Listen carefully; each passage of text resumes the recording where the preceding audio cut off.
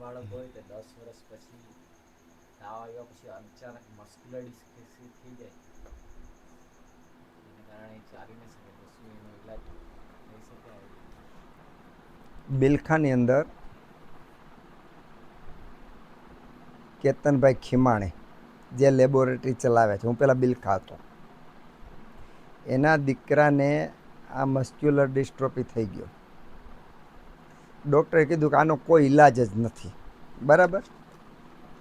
પણ એને આયુર્વેદમાં ખૂબ શ્રદ્ધા, બધું કર્યું, તો આજની તારીખમાં સારામાં સારું એ કોલેજ લગભગ કરવા માંડ્યો છે, બિલકુલ સારો થઈ ગયો. એટલે એલોપેથી સાયન્સ ખોટું નથી, પણ એની મર્યાદા છે. હું તો પ્રણામ એટલે કરું કે એમ કે ભાઈ અમારી પાસે આનાથી આગળ કાંઈ અમારી પાસે નથી, એ કહી દે બહુ મોટી વાત ને સારી વાત છે, બહુ સારી વાત છે. પણ જે મસ્ક્યુલર ડિસ્ટ્રોફી છે એ સારા થઈ શકે, ન જ થાય એવું નથી, અને સારા થઈ જ જાય એવું પણ નથી. કારણ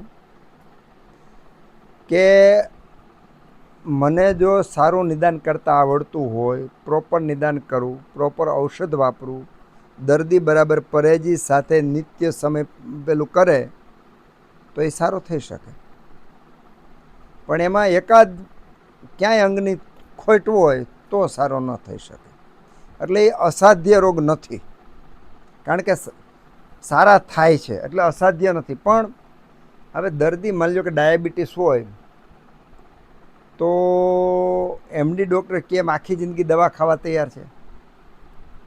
તમારી પાસે આવે ને 3 મહિનામાં સારું થઈ જાય, શુગરને બધું નોર્મલ થાય, તો હવે સાહેબ કેટલો સમય દવા પીવી પડશે? તો ત્યાં દર્દીની માનસિકતા કામ કરે છે.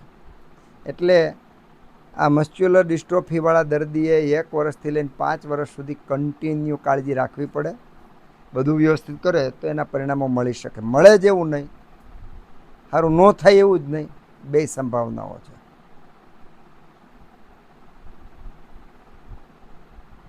બોલો.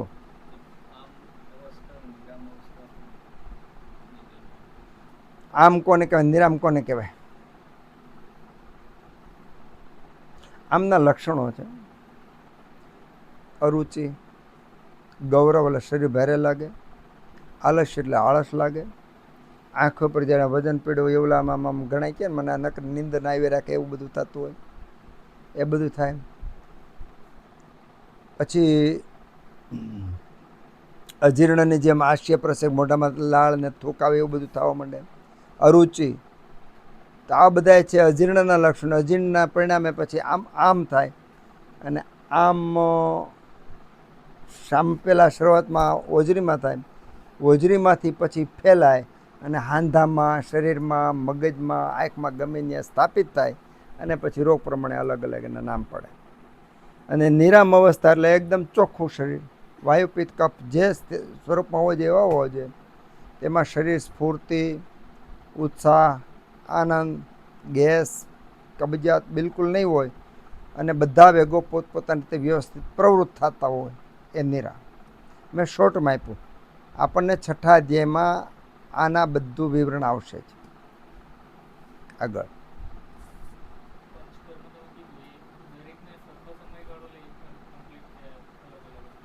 સામાન્ય રીતે સમ્યક સ્નેહનના લક્ષણો થાય ત્યાં સુધી ઘી, તેલ કે કોઈ પણ ઔષધ સ્નેહ દ્રવ્ય પીવાનું હોય. તો કોઈને 3 દિવસે, કોઈને 5 દિવસે, કોઈને 7 દિવસે સમ્યક સ્નેહન થાય. તો જે રીતે સમ્યક સ્નેહન થયું એના પ્રમાણે, એના માત્રા પ્રમાણે વિરેચન કે વમન ઔષધ આપવાનું હોય. અને પછી એમાંય પાછું ઉત્તમ, મધ્યમ અને કનિષ્ઠ એ પ્રકારના શોધન થાય. જેવું શોધન થયું એ પ્રમાણે એનું સંસર્જન ક્રમ આવે. તો એ સંસર્જન ક્રમ 3, 5 કે 7 દિવસ હોય. તો 50% થઈ શકે. માની લો કે સામાન્ય રીતે 2.5-3 મહિને પંચકર્મ પૂરું થાય, તો 1.5 મહિનામાં પૂરું થઈ જાય. અને 5 મહિને માની લો ચાલુ પંચકર્મ કર્યું ને તમને તાવ આવી ગયો, કોઈ ઉપદ્રવ થયા, તો એને હોલ્ડ કરી નાખવો પડે, હાજર થઈ જાય પછી ચાલુ કરવું પડે. એટલે ફિક્સ ટાઈમ નથી, દરેકનો ટાઈમ અલગ અલગ હોઈ શકે. અને પાંચે પાંચ કર્મ ફરજિયાત નથી, પણ વૈદ તપાસ કરે અને જોવે કે ભાઈ 5 કર્મ કરવા, 1 કર્મ કરવું, 2 કર્મ કરવું. તો આનું વિવરણ આપણે આગળ કરીશું કે કઈ તકલીફ હોય તો પાંચે પાંચ કર્મ કરવા, કઈ તકલીફ હોય તો 1 કર્મ કરવું, એનું વિવરણ આગળ આવશે આપણે. બોલો હિમાંશુભાઈ.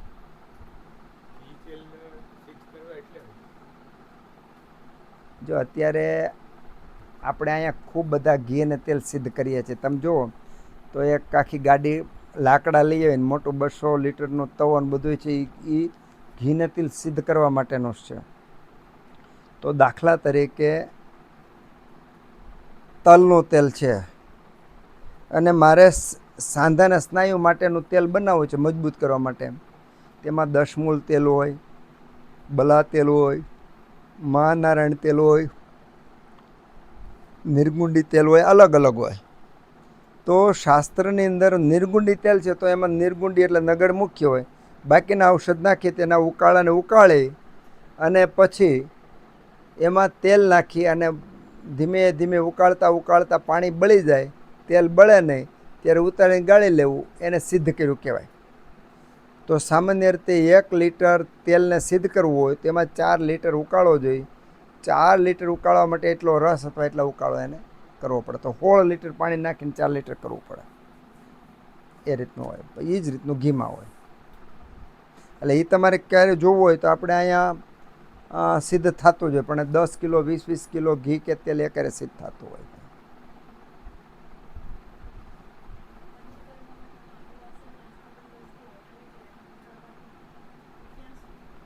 શું?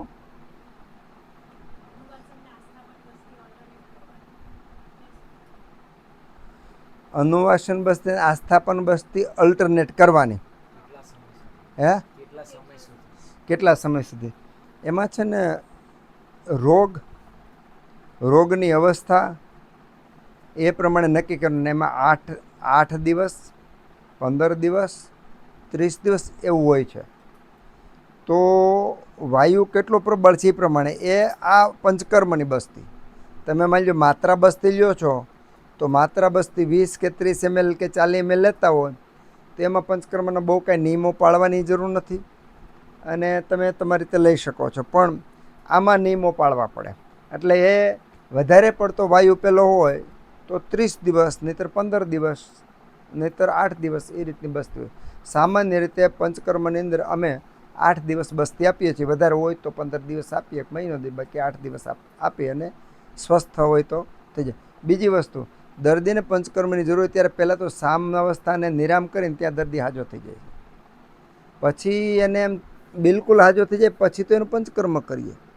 એટલે એના કારણે ફાયદો એ થાય કોઈ ઉપદ્રવો ન થાય, કોઈ સાઈડ ઇફેક્ટ રિએક્શન કોઈ ન આવે.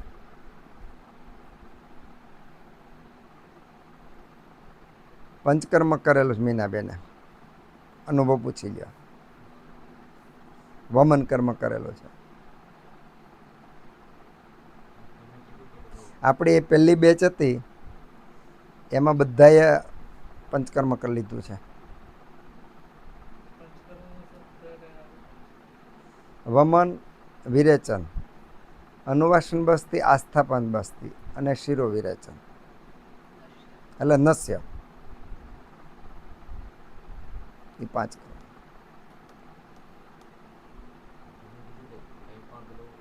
વર્કઆઉટ કરવાનું હોય આપણે આયુર્વેદમાં પંચકર્મની વાત કરીએ, એટલે આ એલોપેથી વાળા પણ ઓપરેશન કરવાનું હોય તો દ્રવ્ય પીવડાવી પેટ સાફ કરે આ બરાબર છે.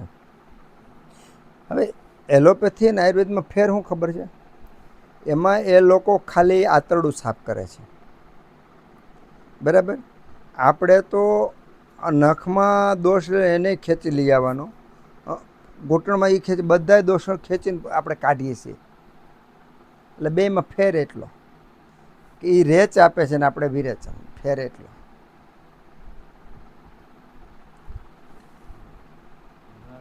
ઘણા બધાને આ રખવા બહુ થતો છે, ચેપી રોગ છે ને કેવી રીતના ઘરે ઉપાય થઈ શકે?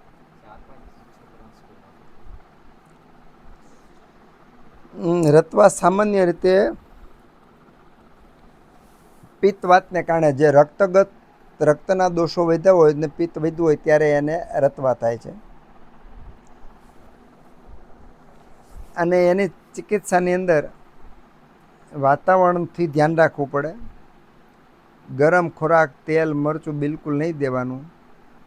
ઘી, દૂધ વગેરે મંદ અને સ્નિગ્ધ ઔષધો આપવાના અને અગ્નિને જાળવવાના. તો આટલું જાળવે ને તો એ વધતો અટકી જાય. પછી મટાડવા માટે એને જરૂર પડે તો વિરેચન, હળવું વિરેચન, સાદું વિરેચન પણ આપી શકાય. એવું બધું કરી શકાય એની સાથે. જેની અંદર માની લો ક્લાસમાં 35 છોકરા છે, 35 નહીં થાય. જેનામાં જે દોષ એ વધારે પીડા છે એને બળ આપે ત્યાં થશે.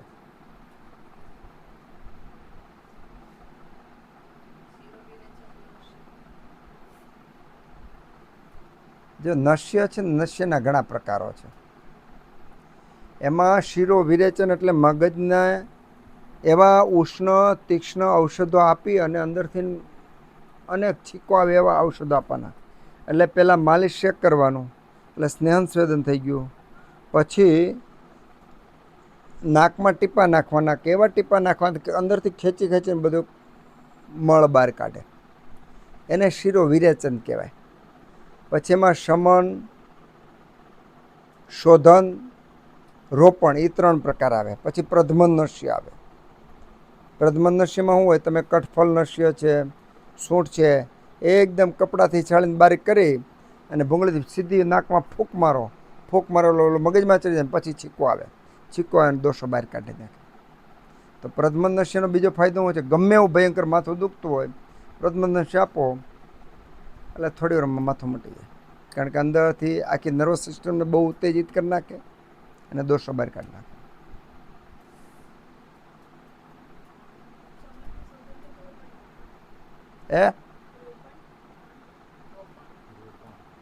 રોપણ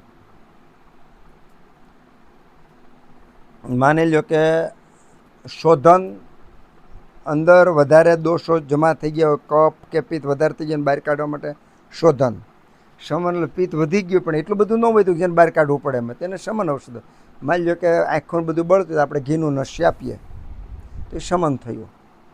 રોપણ એટલે કે માની લો કે અંદરના ભાગમાં ડેફિશિયન્સી હોય, ક્ષત કે કાંઈ ઘા થયો હોય, રૂજાતું ન એવું હોય તો ત્યાં આપણે જાત્યાદી ઘૃત વગેરેના ટીપા નાકમાં નાખીએ તો જેના કારણે ત્યાં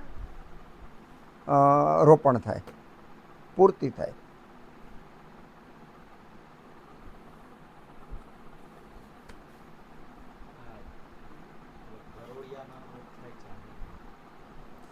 એ છે ને કુષ્ઠનો એક પ્રકાર છે. અને આમ તો કૃમિથી થતો એક રોગ છે, એને સિદ્ધમ કુષ્ઠ કહે. સામાન્ય રીતે એને વિડંગ એટલે વાવડિંગ, ખદીર આવા ઔષધો આપીએ એટલે રક્ત શુદ્ધિ થાય અને કરોળિયા મટી જાય. પણ એને સામાન્ય રીતે વાયુપિત્ત પ્રકૃતિ પ્રમાણે અમુક કોઈને ઉનાળામાં વધારે થાય, કોઈને શિયાળામાં વધારે થાય, કોઈને ચોમાસામાં વધારે થાય. તો માની લો એની વાયુ પ્રકૃતિ તેને ચોમાસામાં વધારે થાય. તો એ પ્રમાણેના ઔષધોની સાથે એનું વિરેચન છે કે એવું બધું એને આપી શકાય.